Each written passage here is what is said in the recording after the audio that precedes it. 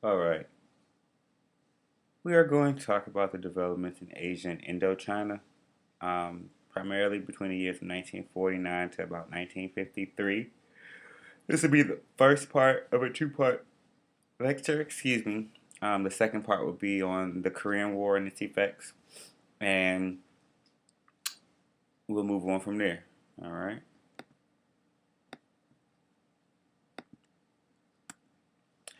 So basically, we want to look at China. China is the center of attention here, and before 1949, um, before 1937, the U.S. really hadn't placed many important events on what was going on in China.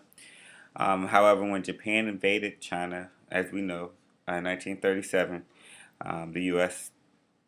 grew very concerned about this invasion.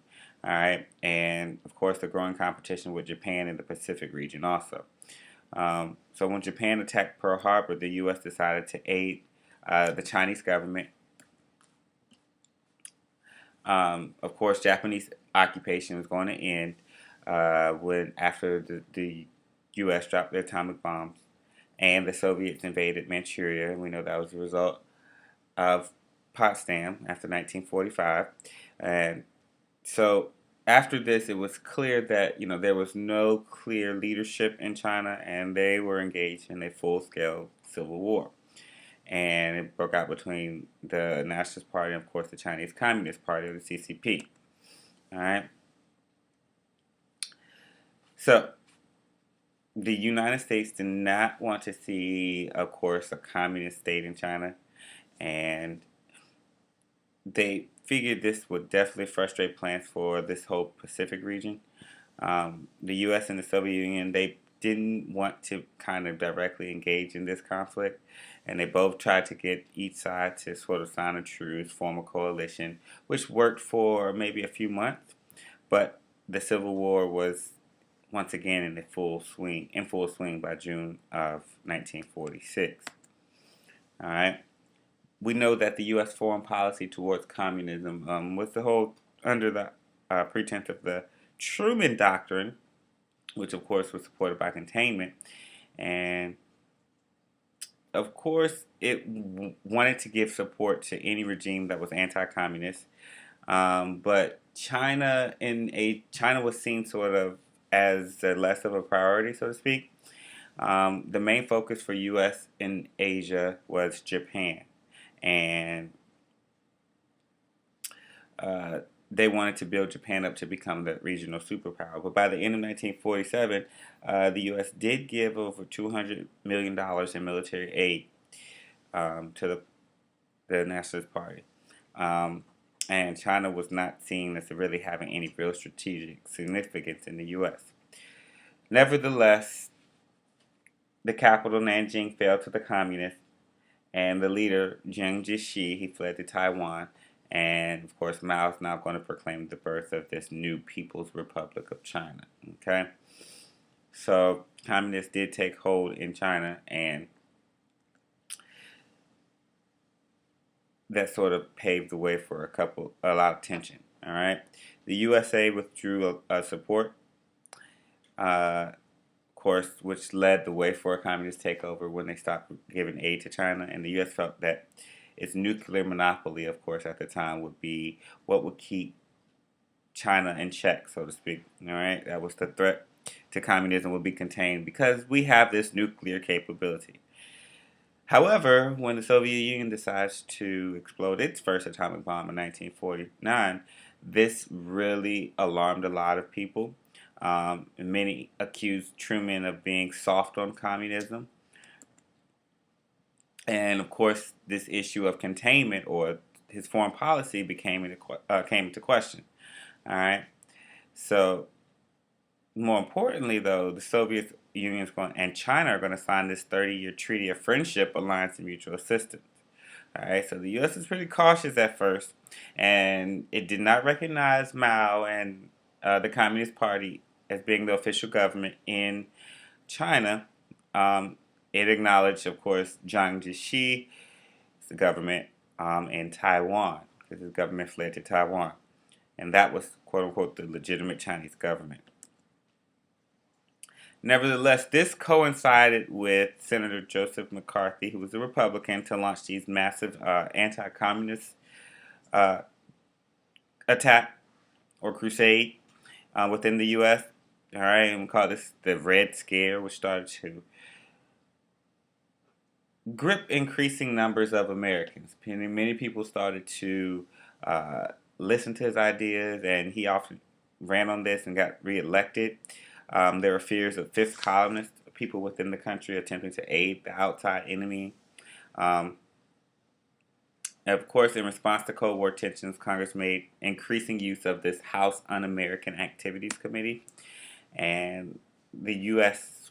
House of Representatives Un-American Activities Committee was actually set up in 1938. It was used in the early 1950s by Senator McCarthy, and of course, this is to help him in his campaign against communism. Which also pushed Truman to issue this executive order, which was a loyalty test for civil servants. He eventually persuaded Congress to pass the McCarran-Nixon Internal Security Act, and this was to force all communist organizations or those affiliated with communists to register with the government. All right, and so he was in charge of this HUAC, and of course, this is when the Red Scare took off. All right. Now, in 1947, the HUC turned its attention to Hollywood actors, screenwriters, and directors, and the Film Actors Union, which was called the Screen Actors Guild, they began to operate this blacklist, which was sort of against suspected communists. And of course, from 1947 to 1942, Vice President was the actor Ronald Reagan. All right. The Sino-Soviet Treaty. This is after the Sino-Soviet Treaty. The Republican Party, they really decided to step up its campaign against Truman and the Democrats. And this coincided with the fact that the British announced that Klaus Fuchs, who worked on the USA atomic bomb, he had been leading the spy ring and passed nuclear secrets to Russia. And also Alger Hiss had been found guilty of perjury over the passing of classified information to the Soviet Union during the late 1930s. All right.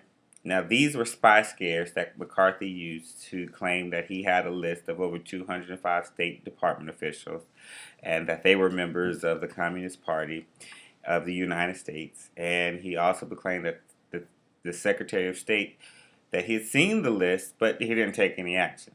All right.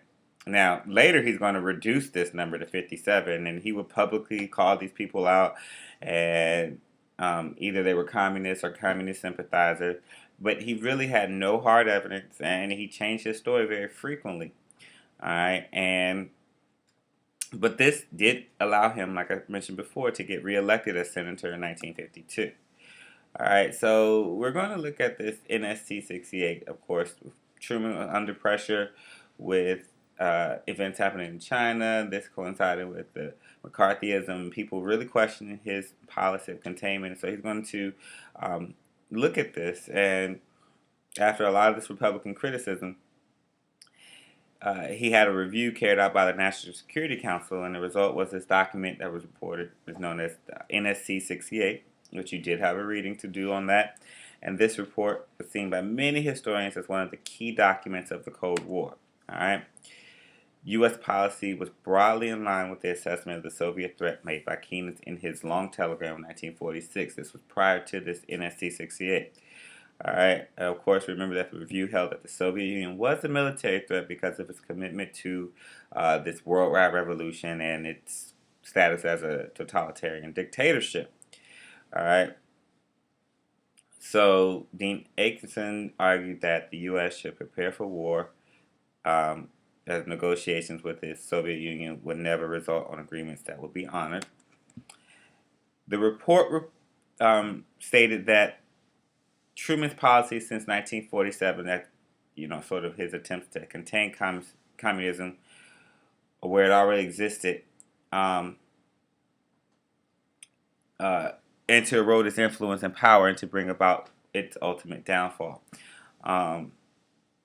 However, in Asia, this report argued that the key to success was to, like I mentioned before, to build Japan into this regional superpower.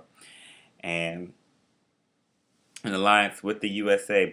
It could block any moves between the Soviet Union and China. All right, so this strengthened Western Europe, and it was seen as a means to create this global balance of power that's favorable, of course, to the U.S. interests. All right. Now, this report also claimed and stated that the U.S. needed to expand both its conventional and nuclear forces. All right.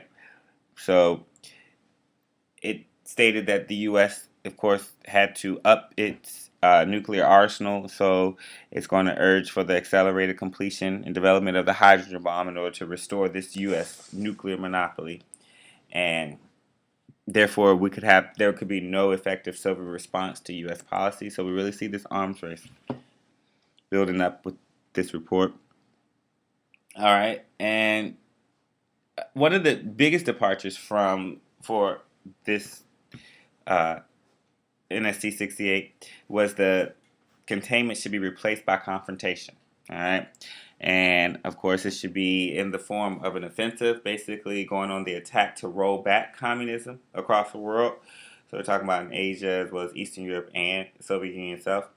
And it basically emphasized putting a lot of money and building up a powerful military force, which was pretty much active on a permanent basis. Usually, you will amp up your military during times of war, but usually in U.S. history, in times of peace, there wasn't as large of a military force. All right.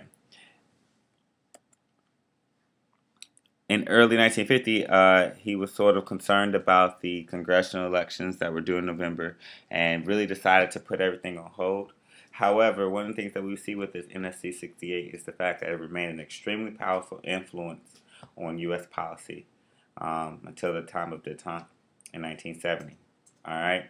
But it's very important. And the key things you want to pick up from this whole NSC 68 is the fact that there is an increased military, conventional, and nuclear forces, all right, going to have to abandon eventually this idea of containment and work to roll back communism where it already exists. And that this was an attempt to answer any questions about the policy of containment after we see the fall of China to communism and also this Red Scare that took off in the 1950s. So that's the big gist of this NSC 68, and please go back and review your reading on that. But that'll do it, my friends.